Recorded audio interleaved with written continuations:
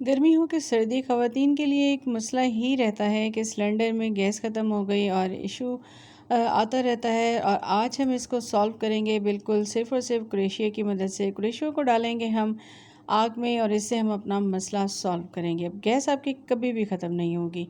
कभी वेट बढ़ जाता है, कभी कम हो जाता है। कम हो जाए तो चलें हम कपड़ों को तंग कर लेते हैं, और अगर बढ़ जाए तो कपड़ों को खुला करना एक इशू रहता है। और आज हम इशू को सॉल्व करेंगे।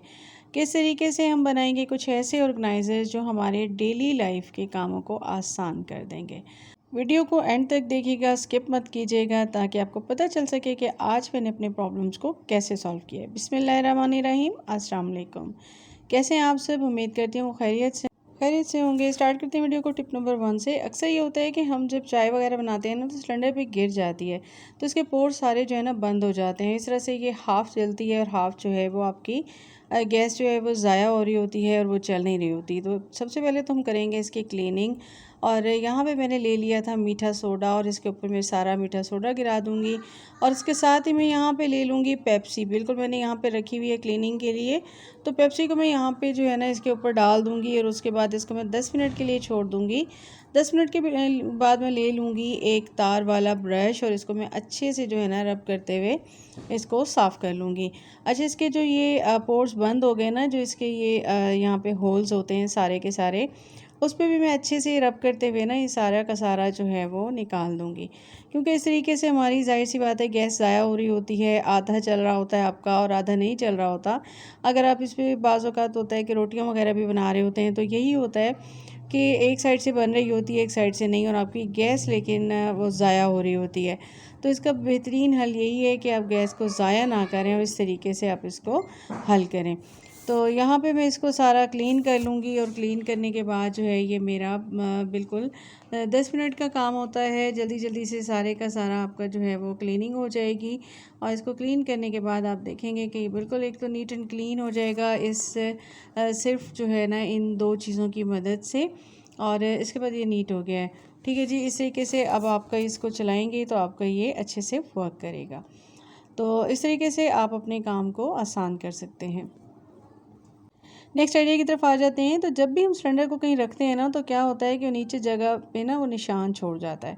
तो अक्सर ये होता है कि नीचे ज़ाहिर सी बात है इस पे ज़ंग लगा होता है, और उसकी वजह से ये इस तरीके से निशान छोड़ जाता है। तो इसका बेहतरीन हल आज हम करने वाले हैं।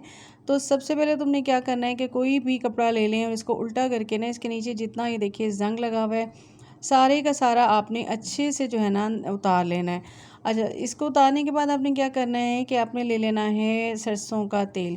सरसों का तेल लेंगे, और साथ में हम ले लेंगे यहाँ पे बिल्कुल कॉटन, और इसमें इतना ज़्यादा हम लगाएंगे कि इसको ना अच्छे से हम लगा लेंगे नीचे सारी तरफ, और नीचे की तरफ भी जो सेंटर में भी जंग लगा हुआ है ना, उसको भी हम अच्छे से यहाँ पे लगा देंगे। ठीक है, ऑयल की मदद से ये होगा कि आपके ना इसको जंग ज़्यादा नहीं लगेगा। और ये जो है ना, अब जहाँ भी आप रखेंगे उठाएंगे तो आपका ये इजीली आप उठा सकेंगे, और यहाँ पे निशान नहीं छोड़ेगा। नेक्स्ट आइडिया की तरफ आ जाते हैं। तो अक्सर यही होता है कि हमारे ये जो बंद हो जाते हैं ना पोर्स, हमने इसकी सफाई तो कर ली और नीट कर लिया, और अब हमारे पास होते हैं इस तरह के क्रोशिये, और ये टूटा हुआ नहीं होना चाहिए। अब हमने ले लेना है, और इसके जो ये होल है ना, एक एक होल में हम इस तरीके से इसको डालते जाएंगे, और इसके जितने भी पोर्स हैं ना, इस जितने भी होल्स हैं ना, इन सारों को हम ओपन कर लेंगे। क्योंकि ज़ाहिर सी बात है हमारी गैस ख़त्म हो रही होती है, और हमें अक्सर यही होता है कि शायद हमारा सिलेंडर ख़त्म हो रहा है, लेकिन ऐसा नहीं होता। असल में जो है ना ये बंद हो जाते हैं। ये देखिए, अब हम इसको चलाएंगे, और जो जो मुझे लगेगा कि ये नहीं चल रहा, उसको मैंने फिर से डाल के इसमें से ओपन कर लेना है। सिर्फ़ और सिर्फ इस क्रोशिया की वजह से आप ये काम ईज़िली कर सकते हैं। अब आप सोच रहे होंगे कि क्रोशिया मेरा ख़राब हो गया और अब ये काम नहीं करेगा, तो ऐसा बिल्कुल नहीं है। ना ही इसका आगे का ये पार्ट टूटा है ना कुछ। अब मैं आप इसको चला के भी दिखाऊंगी। ये देखिए, यहाँ पे मैं इजीली क्रोशिया भी कर लूँगी, और देखिए मैंने अपने सिलेंडर की गैस भी अब मेरी कभी भी ख़त्म नहीं होगी। गर्मी हो सर्दी हो, तो मेरा जो है ना मसला वो रहेगा हमेशा ही आसानी से हल हो जाएगा। तो दोनों काम हम कर सकते हैं जस्ट इसकी मदद से। तो क्रोशिया भी चला लिया आपने, और इस तरीके से अपने काम को भी कर लिया है आसान। तो कैसी लगी आपको मेरी ये टिप? नेक्स्ट आइडिया की तरफ आ जाते हैं। इस तरह की ना हमारे पास डिशेस वगैरह होती हैं, और ये हमारी पड़ी हुई होती हैं काफ़ी टाइम से, प्लास्टिक की भी आपके पास होती हैं। तो मेरे पास ना ये स्टील की काफ़ी पुरानी है, तकरीबन 15-16 साल, और ये पड़ी हुई थी, तो मैंने सोचा कि इसका एक यूज़ कर लूँ। और यहाँ साथ में मैंने ले लिए हैं शैम्पू की ढक्कन, खाली शैम्पू हो जाती हैं उनके ढक्कन थे। और मैंने सोचा कि इनसे मैं एक ऑर्गेनाइज़र बनाऊं। पहले तो मैं इसको इस तरीके से स्टिक कर लूँगी ग्लू की मदद से। अब ये मेरी एक ट्रे जो है, मूविंग ट्रे बन के हो चुकी है तैयार। इसका मैं क्या काम करने वाली हूँ, बिल्कुल जी मैंने आपके साथ अभी शेयर किया कि हम जब सिलेंडर को रखते हैं ना, तो वो ज़ंग लग जाता है। तो ये जी हमने इसको इसके ऊपर रख दिया। अब ज़ाहिर सी बात है, सिलेंडर तो हमने यूज़ करना ही होता है, चाहे गर्मी हो चाहे सर्दी हो, लेकिन हमारा ये मसला ही रहता है कि हमारे पास गैस नहीं होती, तो हम इसको यूज़ करते हैं। अब ये देखिए, इसको मूव करना भी ईज़ी हो गया। एक तो सफाई करते हुए भी आप इसको ईज़िली मूव कर लेंगे, और सेकेंडली जो है ये अब जंग भी नहीं लगेगा, और आप जो है आपका काम भी हो गया है आसान, कहीं भी इसको मूव करके ले जा सकते हैं। नेक्स्ट आइडिया की तरफ आ जाते हैं। तो हमारे पास ना इस तरह की केक प्लेट्स आती हैं केक्स के साथ, मैंने इसको ले लिया। और अक्सर हमारी एक्सपायरी मेडिसिन होती हैं, तो उनके ढक्कन आप संभाल के रख लिया करें। मैंने यहाँ ले लिया, और इसको मैं यहाँ पे बिल्कुल सेम वे से जैसे मैंने डिश पे लगाए थे, यहाँ पे मैं जो है ना इनको लगा दूँगी 3 बिल्कुल इस साइड से, कि ये बिल्कुल एक ज़बरदस्त सा ऑर्गेनाइज़र मेरा बन के हो जाएगा तैयार। इसको मैं कहाँ यूज़ करूँगी, बिल्कुल इसको मैंने एज़ इट इज़ लिया था, मैंने इसको बिल्कुल कुछ भी नहीं लगाया। जैसे क्योंकि इसके ऊपर कलर ये कवर मौजूद था सिल्वर कलर का, तो मैंने इसको ले लिया और इसी तरीके से मैंने इसको ऑर्गेनाइज़ कर दिया। आप चाहें तो इस पे कवर भी कर सकते हैं, ठीक है। और इस तरीके से ये मेरी बिल्कुल एक ऑर्गेनाइज़र मेरा एक रेडी हो गया है। अक्सर ये होता है कि हमने काउंटर टॉप पे ना इस तरीके से चीज़ें रखी हुई होती हैं, तो ये अब ये देखिए, ये बिल्कुल मेरा जो है स्पून होल्डर है, और इसके नीचे मैं इसको रख दूँगी, क्योंकि यही होता है कि मुझे मूव करने में ना काफ़ी प्रॉब्लम हो रही होती है सफाई के दौरान ख़ास तौर पे। और फिर मैं इसको इसके आसपास से कर लेती हूँ, और इसको मैं वीकली पे रख देती हूँ। लेकिन अब ये देखिए, ये अभी आसान हो जाएगा, और मैं इस तरीके से मूव करूँगी, और सारी की सारी मेरी सफाई भी हो जाएगी काउंटर टॉप की, और ये बुरा भी नहीं लगेगा, और इस तरीके से ये खूबसूरत भी लगेगा। इसी तरह मैंने दूसरी प्लेट को भी कर लिया था, और उसको मैंने यहाँ पे कवर कर लिया था। कवर करके मैंने इसको यहाँ पे लगा दिया, ताकि एक ज़रा डिफरेंट हो जाए।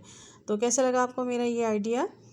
नेक्स्ट आइडिया की तरफ आ जाते हैं। तो बिल्कुल जी, अक्सर ऐसा होता है कि कभी हमारा वेट गेन हो जाता है, कभी कम हो जाता है।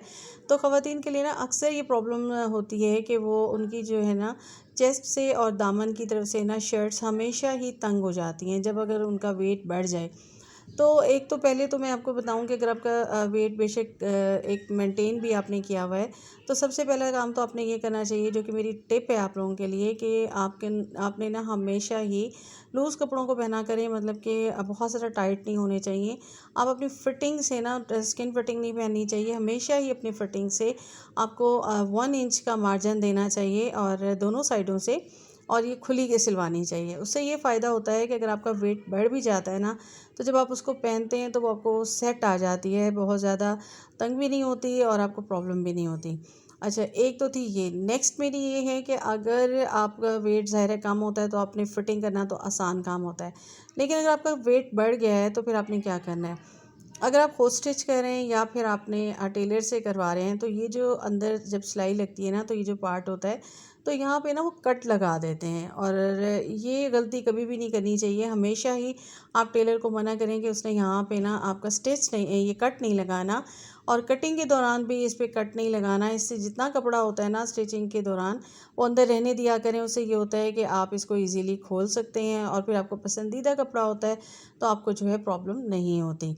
नेक्स्ट आइडिया की तरफ आ जाते हैं। तो बिल्कुल अक्सर ये होता है कि गर्मियों में ख़ास तौर पे लाइट बहुत जाती है, तो हमारे लॉन कॉटन के कपड़े होते हैं, तो इनको ना आप अगर जब भी तय करें ना, तो उसका तरीका ये होना चाहिए जिस तरीके से मैं कर रही हूँ, सेम इस तरीके से। यानी आप इसको ले लें, जिस तरह के आप अगर इस्त्री नहीं भी करवा रही तो खैर है, कोई बात नहीं, आप इसको तय ही इस तरीके से करके रखें कि लगे कि इस्त्री हुए हुए हैं।